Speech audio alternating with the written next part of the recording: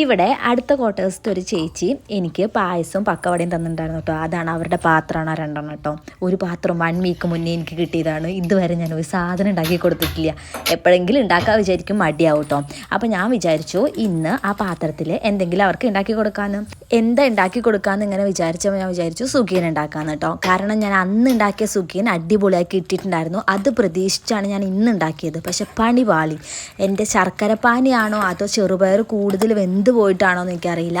എന്നാലും ഞാനിങ്ങനെ ക്ഷമയോടെ കാത്തിരുന്നു കേട്ടോ. ഇപ്പം ശരിയാവും, ഇപ്പോൾ ഒന്ന് റെഡിയായി വരും എന്നൊക്കെ വറ്റിച്ചെടുക്കാമെന്നൊക്കെ വിചാരിച്ചു. പക്ഷെ ഒരു രക്ഷയില്ല കേട്ടോ. അപ്പോൾ ഞാൻ വേറെ പണിക്ക് പോയി. ഞാൻ ഉച്ചയ്ക്ക് മാവ് അരച്ച് വെച്ചിട്ടുണ്ടായിരുന്നു. അതിന് വെള്ളം കൂടി പോയിട്ടോ. അപ്പത്തിന് കുറച്ച് കട്ടി വേണം. അപ്പോൾ ഞാൻ പിന്നെയും അരി വെള്ളത്തിലിട്ടിട്ട് അരച്ച് വെച്ചു. പിന്നെയും അത് ലൂസായി പോയിട്ടോ. ഇനി നാളെ എന്ത് ഉണ്ടാക്കുമെന്ന് എനിക്കറിയില്ല. അങ്ങനെ ഞാൻ പയറൊക്കെ വെറുതെ തിന്നാൻ തുടങ്ങി. പിന്നെ കുറേ കഴിഞ്ഞ് ഒരു 7:30 ആകുമ്പോൾ വന്ന് നോക്കിയപ്പോൾ ഞാൻ വെറുതെ ഒന്ന് ഉരുട്ടി നോക്കിയപ്പോൾ നല്ല കുറച്ച് നന്നായിട്ടിരിക്കണം. അപ്പോൾ ഞാൻ വിചാരിച്ചു ഒന്ന് പെട്ടെന്ന് ഉണ്ടാക്കി കൊടുക്കാമെന്ന് അവർക്ക്.